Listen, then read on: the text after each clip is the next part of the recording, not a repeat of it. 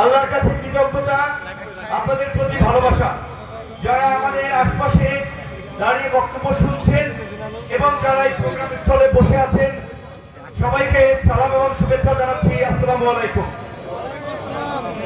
সকল রাজনৈতিক প্রোগ্রামেই মোটামুটি দেখা যায় যে প্রোগ্রামের ভেন্যুতে চেয়ার থাকে, কিন্তু লোকজন আশপাশে যে হাঁটাহাঁটি করে। তো আমরা অনুরোধ করবো যে যারা দাঁড়িয়ে আছেন, কষ্ট করছেন, চেয়ার আছে, বসে যান।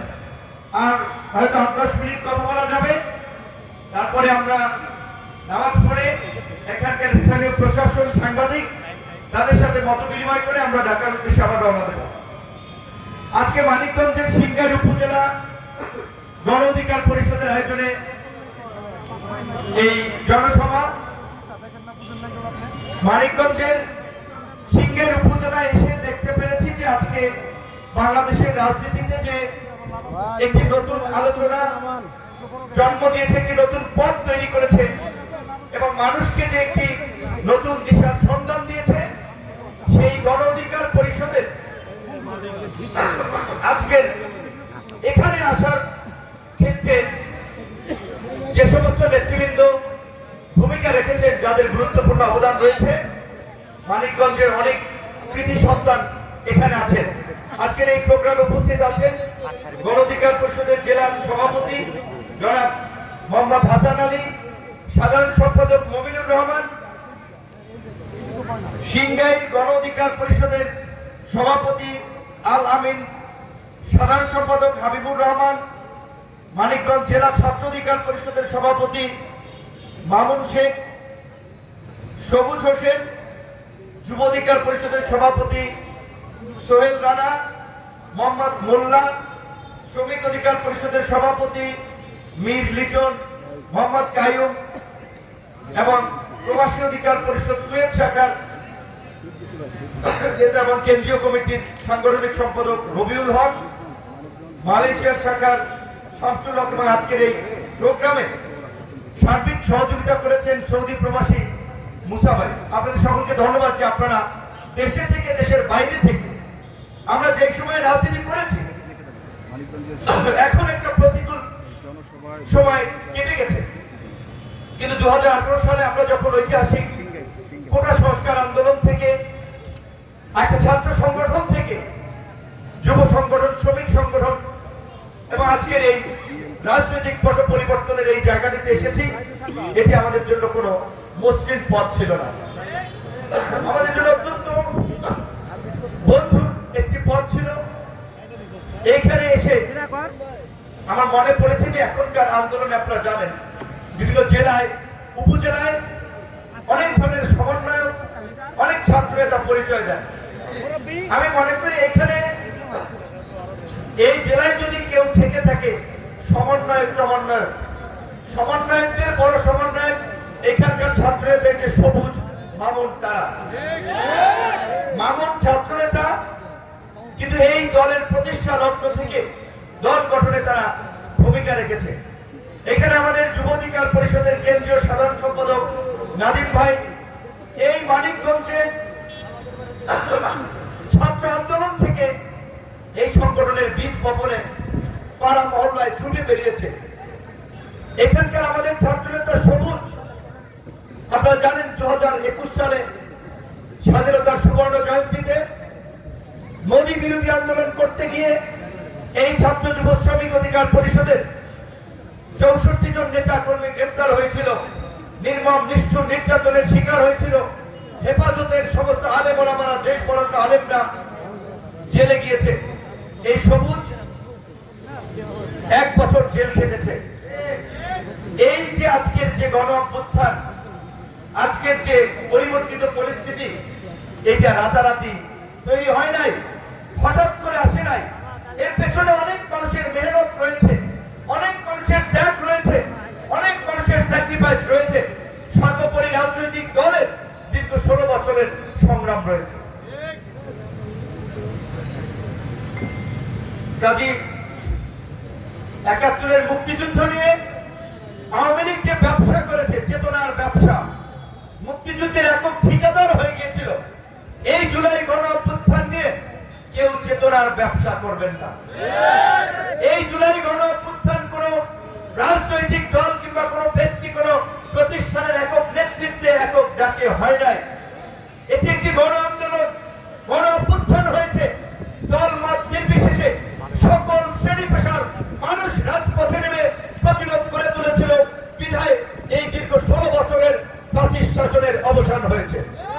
কিন্তু দুঃখজনক হলেও সত্য, আমরা যে তরুণদের মাধ্যমে পরিবর্তনের কথা বলি, সেই তরুণদেরকে নিয়ে নতুন স্বপ্ন দেখি, সেই তরুণদেরও একটা অংশ বা কিংবা তরুণদেরও অধিকাংশ সেই পুরানো পথে হাঁটতে চায়। নতুন রাজনৈতিক বন্দোবস্তের কথা বলেও পুরানো সেই পেশি শক্তি, কালো টাকা এবং আধিপত্য বিস্তারের রাজনীতির দিকেই যেতে চাচ্ছে। এইটা যদি এই নতুন রাজনৈতিক বন্দোবস্ত হয়, তাহলে মানুষ খুব হতাশ হবে।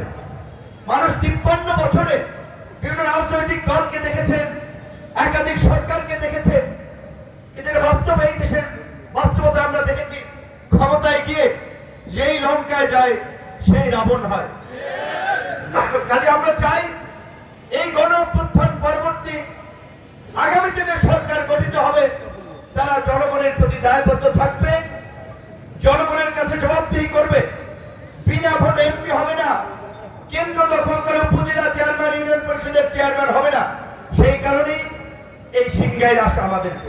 কারণ আমরা মনে করি রোজা যেমন মুসলমানদের আত্মশুদ্ধি, আজ ইবাদত বন্দেগীর মাস, আল্লাহর কাছে যাওয়ার একটা উপযুক্ত সময়। এই যে জাতীয় নির্বাচনের আগে সংস্কারের জন্য, জাতীয় ঐক্যমতের জন্য আমরা যে সময়টা পাচ্ছি, এই সময়টা রাজনৈতিক ভাবে আমাদের আত্মশুদ্ধি, আত্মসংযমের সময়। এই আত্মশুদ্ধি এবং আত্মসংযমের মাধ্যমে নিজেদেরকে জনগণের কাছে উপস্থাপন করতে হবে। আমরা ইউনিয়ন পরিষদের চেয়ারম্যান হতে চাই, উপজেলার চেয়ারম্যান হতে চাই, পৌরসভার মেয়র হতে চাই, এমপি হতে চাই। এমপি হলে তো অনেক কিছু করতে চাই, না হয়ে কি করছি আর কি বলছি সেটার বাস্তবতা কি, সেটাও মানুষের দেখা দরকার। মঞ্চে উঠে সকল নেতাই গলাবাজির বক্তৃতা দেয়, মাদক যুব সমাজকে ধ্বংস করছে, আমরা মাদক নির্মূল করতে চাই, আমরা চাঁদাবাজি নির্মূল করতে চাই, আমরা সমাজ থেকে সকল ধরনের অপকর্ম দূর করতে চাই।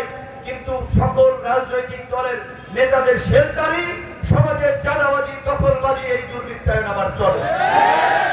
কাজে এখন জনগণকে হিসাব নিতে হবে। আপনাদের সামনে, মাইকের সামনে যে সমস্ত নেতারা এই সমস্ত গলাবাজিমূলক বক্তৃতা দিচ্ছে, তাদের বাস্তব চরিত্র কি? আগে রাজনৈতিক পরিস্থিতি নাই, রাজনৈতিক পরিস্থিতি পাল্টাইছে। আমরা আশা করি রাষ্ট্র সংস্কার পরবর্তী যে নির্বাচন হবে, সেই নির্বাচন হবে বাংলাদেশের দীর্ঘ 5 দশকের মধ্যে সবচেয়ে গ্রহণযোগ্য নির্বাচন। জনগণের স্বতঃস্ফূর্ত অংশগ্রহণের এবং জনসমর্থনেই আগামীতে জনপ্রতিনিধি নির্বাচিত হবে। সেজন্যই আমরা বলছি, বাংলাদেশে গত 50 বছরের মধ্যে 90 পরবর্তী যে 3 দশকের সংসদীয় গণতন্ত্রের যাত্রা আমরা দেখেছি, সেই যাত্রাতে যে আমাদের ত্রুটিগুলো রয়েছে, তত্ত্বাবধায়ক সরকার ব্যবস্থা, একটি সুন্দর নির্বাচনী ব্যবস্থা থাকলেও সব রাজনৈতিক দল ক্ষমতায় থাকতে এই তত্ত্বাবধায়ক সরকার ব্যবস্থাকে নিজের মনের মতো করে করতে চেয়েছে, যার কারণে 5 বছর পর পর নির্বাচনী সংকট তৈরি হয়েছে। আন্দোলন সংগ্রাম হয়েছে, গাড়ি চলেছে, ফ্যাক্টরি চলেছে, মানুষ মরেছে, রাজনীতিবিদদের হুঁশ হয় নাই। তার জন্য আমরা বলেছি, আমরা আওয়ামী ফ্যাসিবাদের বিরুদ্ধে লড়াই করে তাদেরকে পরাজিত করেছি, তাদেরকে দেশ থেকে বিতাড়িত করেছি। এখন দেশে কোনো ফ্যাসিস্ট শক্তি নাই, স্বৈরাচারী শক্তি নাই, সকলে গণতন্ত্রের পক্ষের শক্তি, রাষ্ট্র সংস্কারের পক্ষের শক্তি। তাহলে আসেন, দেশ কিভাবে চলবে, নির্বাচন কিভাবে হবে, ক্ষমতার পরিবর্তন কিভাবে হবে, তার একটা শান্তিপূর্ণ পথ আমরা বের করি। আমরা বিভিন্ন রাজনৈতিক দল মিলে আলাপ আলোচনা করে রাষ্ট্র সংস্কারে আমরা একটা সাংবিধানিক জাতীয় পরিষদ গঠনের কথা বলেছি। যেই পরিষদের সদস্য হবে প্রধানমন্ত্রী, রাষ্ট্রপতি, প্রধান বিচারপতি, সংসদের সরকারি দলের বিরোধী দলের স্পিকার, ডেপুটি স্পিকার এবং এই জাতীয় সাংবিধানিক পরিষদ তারা এই সিদ্ধান্ত নিবে তত্ত্বাবধায়ক সরকারে কারা কারা আসবে, নির্বাচন কমিশনে কে নিয়োগ পাবে, পুলিশ প্রধান কে হবে। এইভাবে যখন সরকারি দল বিরোধী দল আলাপ আলোচনার মধ্যে দিয়ে পুলিশ প্রধান ঠিক করবে, নির্বাচন কমিশন ঠিক করবে, তখন দলবাজ কোন লোকের আসার সুযোগ নাই। আমরা বলেছি মার্কিন যুক্তরাষ্ট্রের মতো শক্তিশালী দেশে নির্বাচন হয় 4 বছর পর পর। 5 বছর ক্ষমতায় থাকাও যে কথা, 4 বছর কি কথা। তো বাংলাদেশে নির্বাচন 4 বছর পর পর হোক, কারণ যারা ভালো কাজ করবে জনগণ তাদেরকে একাধিকবার ক্ষমতায় নির্বাচন করবে।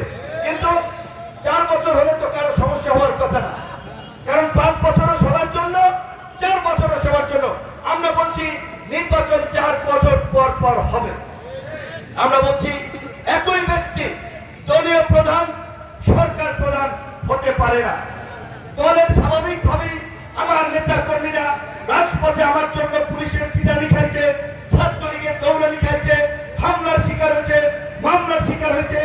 আমার তাদের প্রতি ভালোবাসা, দরদ আগে স্বাভাবিকভাবেই, কারণ তাদের পরিশ্রম, রক্ত, ঘাম, ত্যাগের কারণে আমি আজকে নেতা হয়েছি। কাজেই প্রধানমন্ত্রী হতে হলে দলীয় পথ ছেড়ে দিয়ে একটা সার্বজনীন জায়গা থেকে তাকে চিন্তা করতে হবে। এই কারণে আমরা বলেছি দলীয় প্রধান, সরকার প্রধান একই ব্যক্তি হবে না। এই রকমের বেশ কিছু সংস্কার প্রস্তাব গণ অধিকার পরিষদের পক্ষ থেকে দিয়েছি, যা আমরা 21 সালে দলের আত্মপ্রকাশের ঘোষণার সময় দিয়েছি। এখন আমি আর একটি কথা বলতে চাই আপনাদের এলাকার প্রসঙ্গে। এই এলাকায় এমপি ছিল বিখ্যাত লোক, সংসদ হয়েছিল বলেছে চাটুকারিতার তেলবাজি করেই এমপি পদ ভাগিয়ে নিয়েছিলেন মমতাজ। কি করেছেন আপনারা জানেন। আমার দুঃখ লাগে, নাইমুর রহমান দুর্জয়ের মতো জাতীয় দলের একজন প্লেয়ার জননন্দিত ছিল, আওয়ামী লীগ মেরা শেষ পর্যন্ত জননিন্দিত হয়েছে। স্বাস্থ্যমন্ত্রী ছিলেন জাহিদ মালেক, কোভিডের সময় জুতা ঝাড়ু নিয়ে মানুষ তার বিরুদ্ধে মিছিল করছে, তারপরেও শেখ হাসিনা সরায় নাই, কারণ শেখ হাসিনা এই সমস্ত গোপাল ভার লোকজনকে নিয়েই তার ক্যাবিনেট চালিয়েছেন। আরেকটি কথা আমরা একটা জিনিস বলতে চাই বন্ধুগণ, সোশ্যাল মিডিয়াতে বিভিন্ন ভাবে আমাদেরকে একটা বিভ্রান্ত করার চেষ্টা করছে। নির্বাচন এবং সংস্কারকে মুখোমুখি দাঁড় করিয়ে দেশে আরেকটি সংকট তৈরি করার চেষ্টা করা হচ্ছে। একটা গোষ্ঠী রাজনৈতিক ফায়দা নিতে দেশে অস্থিরতা তৈরি করতে চায়। এই বিষয়ে আমাদের সকলকে সতর্ক থাকতে হবে। যেটা আমাদের সাধারণ সম্পাদক বলেছে, এই সরকার, বিএনপি, জামাত, গণ অধিকার পরিষদ, প্রায় 50টি নিবন্ধিত রাজনৈতিক দল আছে, ছাত্ররা, আমাদের সকলের, আমরা যখন নির্বাচন চাবো তখনই নির্বাচন হবে। প্রধান উপদেষ্টা ইতিমধ্যেই একটি নির্বাচনের সম্ভাব্য ডেট দিয়েছে, ডিসেম্বর অথবা জুন মাসে। আশা করি নির্ধারিত সময়ের মধ্যেই নির্বাচন হবে। অযথা নির্বাচন আগে না সংস্কার আগে, সংস্কার আগে না নির্বাচন পরে, এই বিতর্কের তো দরকার নাই। রাষ্ট্র সংস্কার করেই নির্বাচন হবে, এইটাই তো এই সরকারের ম্যান্ডেট। এবং সংস্কারের লক্ষ্যে বিভিন্ন রাজনৈতিক দলের সাথে কমিশনগুলোর আলাপ আলোচনা চলছে। সুতরাং সংস্কার আর নির্বাচনকে মুখোমুখি করা যাবে না। সংস্কার নির্বাচন সমান্তরালি চলছে। আশা করি রাষ্ট্র সংস্কারের পরেই নির্বাচন অনুষ্ঠিত হবে।